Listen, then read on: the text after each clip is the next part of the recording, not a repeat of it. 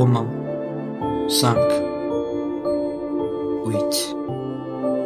Mais Dieu prouve son amour envers nous, en ce que lorsque nous étions encore de pécheurs, Christ est mort pour nous. Alors j'aimerais vous présenter les 57 vérités sur le salut en Christ. Le salut en Christ n'est pas une idée humaine, mais c'est le plan éternel de Dieu. Jésus est le seul chemin, la seule vérité et la seule vie. Le salut n'est pas dans la religion, il est dans la relation avec le Christ. Dieu t'a aimé avant même que tu penses à lui. Le salut est né de la croix et scellé par la résurrection. Le salut n'est pas une récompense, c'est un don gratuit offert par amour. La grâce est la main de Dieu tendue vers l'homme perdu. En Christ, tu n'es plus perdu, mais retrouvé. Le salut, c'est Dieu qui t'appelle par ton nom. La croix a payé ce que ta vie ne pouvait pas payer. Le salut, c'est la victoire de l'amour sur la justice. Par le salut, Dieu ne t'améliore pas, il te recrée. Jésus n'est pas mort pour le saint, il est mort pour le pécheur. Le salut est la porte d'entrée du royaume de Dieu.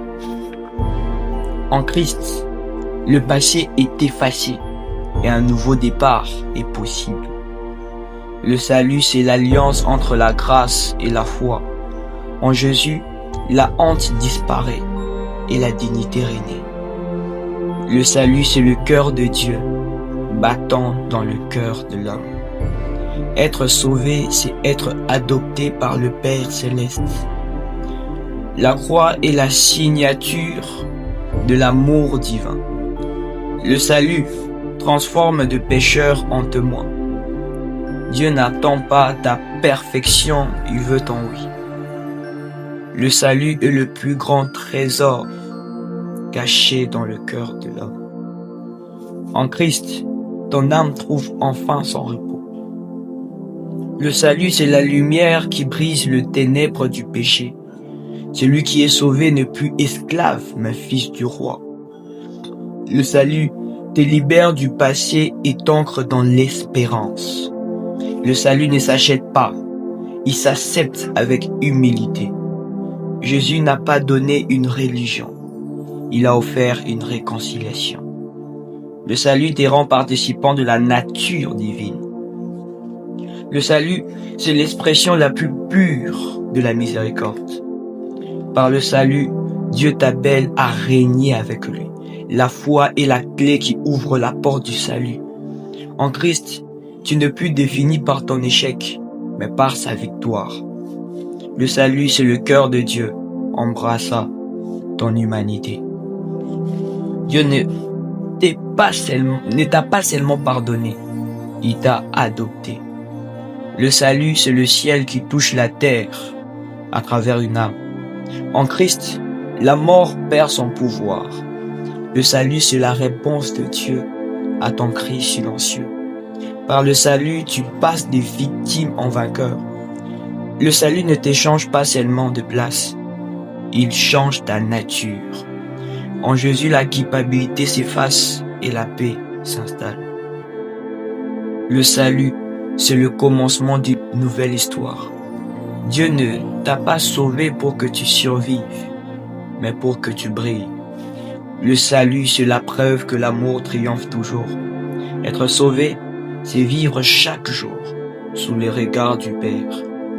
Le salut, c'est la vie éternelle commencée sur la terre.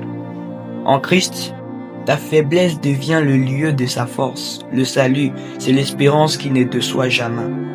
Le salut ne te met pas au-dessus des autres, il te met au pied de la croix. En Christ, tu n'as plus besoin de courir après l'amour, tu l'as trouvé. Le salut, c'est Dieu qui transforme ton impossible en accompli. En Jésus, la peur cède la place à la foi.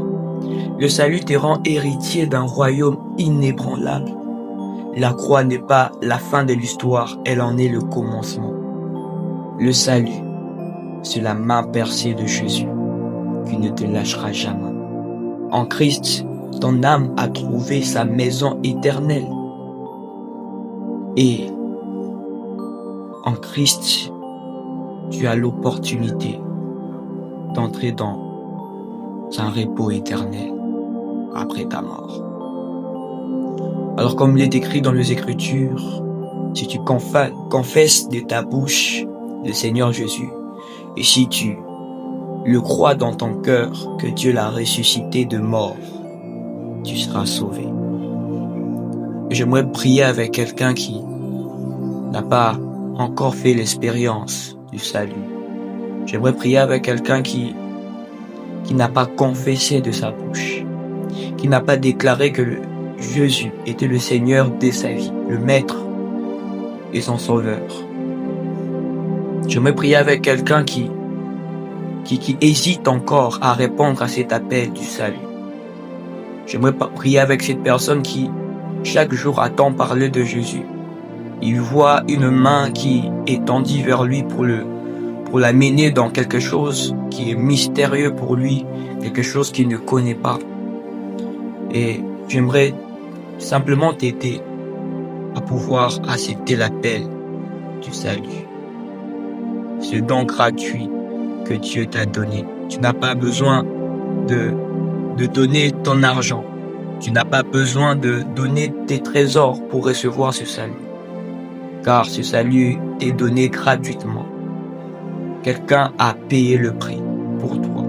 Quelqu'un s'est déjà donné pour toi. Cette personne, c'est Jésus. Jésus a fait le travail. Jésus a payé le prix.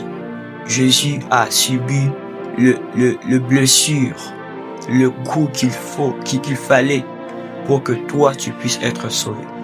Tout ce que tu as besoin de faire, c'est de confesser de ta bouche. Alors tu vas prier avec moi, peu importe là où tu es, dans un bus, dans une voiture, à l'école ou dans ton travail. Tu vas prier avec moi et dire: Seigneur, je viens au Dieu aujourd'hui, confesser de ma bouche, de déclarer haut et fort que je suis libéré de la peur, libéré de l'alcool, libéré de cette vie de péché, libéré de cette dépendance affective, libéré de toute forme de chaîne invisible ou même visible. Et j'aimerais déclarer aujourd'hui que j'accepte ta seigneurie dans ma vie. J'accepte que tu es celui qui est venu au monde afin que le monde puisse trouver la paix, le repos et le salut.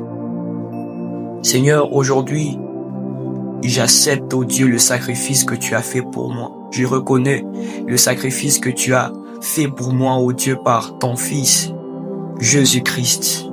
Je crois qu'il est le Seigneur. Je crois qu'il est Dieu. Je crois qu'il est la solution pour ma vie. Je crois qu'il est mort et ressuscité pour moi. Et aujourd'hui, j'accepte d'être participant à un nouveau royaume. Alors j'aimerais, dans le nom puissant de Jésus, Amen. Amen. Alors je voulais juste te dire à toi qui m'écoute, qui m'auditionne, que c'est une bonne nouvelle parce que c'est une journée merveilleuse, une journée de joie parce que tu es né de nouveau.